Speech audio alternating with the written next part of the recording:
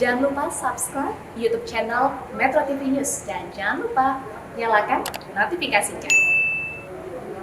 Apakah lazim sebuah surat otopsi diberikan kepada pihak keluarga tanpa ada informasi apapun terkait dengan kondisi jenazah dan apa yang bisa didapat dari otopsi ulang? Kita akan tanyakan langsung kepada ahli forensik dari Rumah Sakit Universitas Negeri 11 Maret, Dr. Novianto Adi Nugroho, ahli forensik RSUNS. Dr. Novi, selamat malam.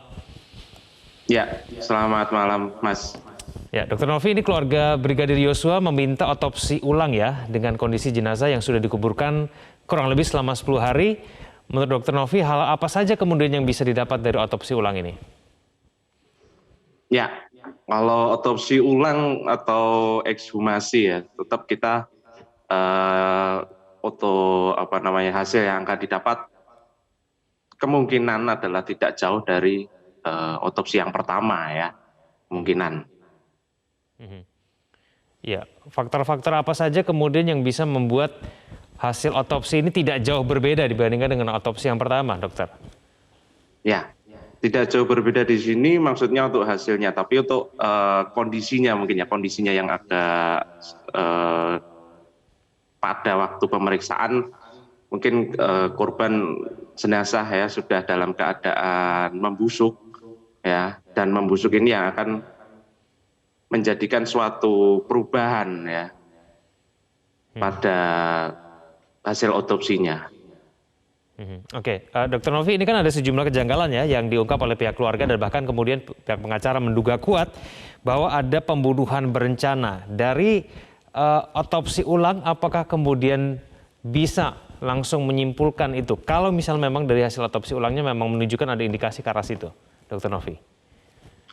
Ya, otopsi ulang di sini mungkin kan ya, waktu dijelaskan ini ya, waktu di gambar ini menunjukkan bahwa ada luka lecet, luka luka sayat dan lain sebagainya. Itu mungkin ada juga waktu nanti otopsi ulang ya. Jadi kita tergantung kasusnya. Jadi bagaimana kalau otopsi ulang itu sebenarnya adalah konfirmasi dari hasil pemeriksaan yang pertama, apakah benar dan sesuai dengan otopsi hasil yang pertama, dan apakah benar juga sesuai dengan yang diungkapkan oleh keluarga korban.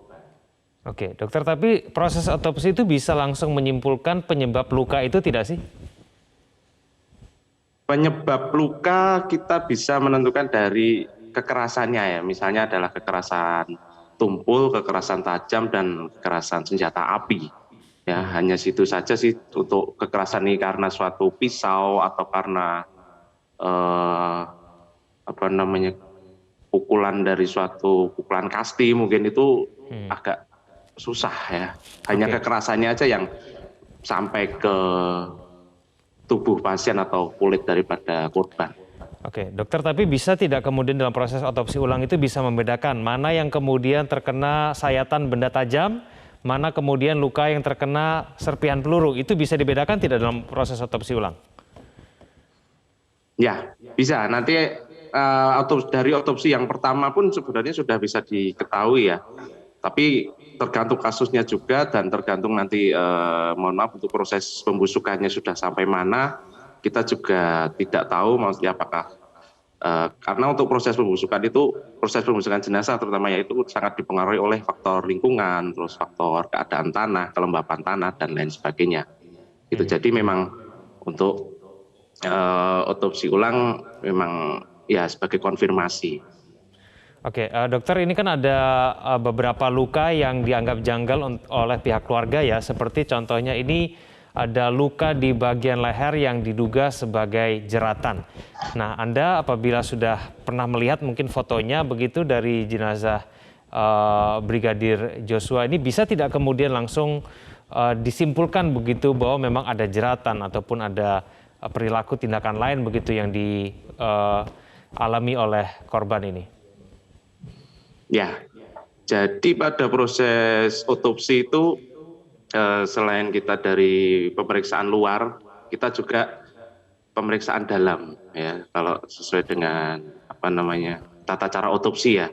Jadi dari pemeriksaan dalam itu adalah kita bedah mayatnya, dan kita bedah bagian juga saluran napas juga ya, supaya kita melihat apakah di situ ada kejanggalan dan ada Baik. luka-luka. Ya, Dr. jadi Novi, belum bisa. ini keluarga kan mengaku menerima surat otopsi yang kosong begitu ya, ada beberapa kolom yang tidak informatif dan tidak ada keterangan apapun. Apakah kemudian hal ini normal, Dr. Novi, ketika kemudian keluarga menerima jenazah anggota keluarganya yang sudah mengalami proses otopsi begitu? Ya, kalau otopsi ya, jadi untuk hasil otopsi dari kedokteran forensik itu sebenarnya ada di undang-undang ya. Jadi dari dokter itu akan menyerahkan kepada penyidik atau di sini polisi ya. Jadi nanti polisi yang akan menyampaikan kepada keluarga pasien serta kemanapun ya, nanti ke kewenangan daripada penyidik. Dan biasanya itu untuk sebagai alat bukti ya, alat bukti yang sah nanti di pengadilan. Tapi kalau untuk berupa bagian yang kosong itu yang dimaksudkan seperti apa mungkin saya Tapi harusnya ada paham. penjelasan detail ya Dr. Novi ya, misalnya luka di leher karena apa, mungkin luka lubang di bagian dada karena apa, harusnya ada penjelasan itu tidak? Ya, itu ada di nanti kesimpulan yang akan menjurus pada subjektif medis ya. Jadi untuk bagian-bagian visum itu kan ada bagian pro justisia, lalu pendahuluan, isi, terus kesimpulan serta penutup. Nah, dari pemberitaan ini kita menulis ya itu namanya objektif medis ya. Jadi apa yang kita lihat kita tulis. Sedangkan pada kesimpulan itu namanya subjektif medis ya. Jadi pendapat dari seorang dokter. Baik, Dr. Novi terima kasih telah berbagi informasi bersama kami di Prime Time News. Selamat malam dokter.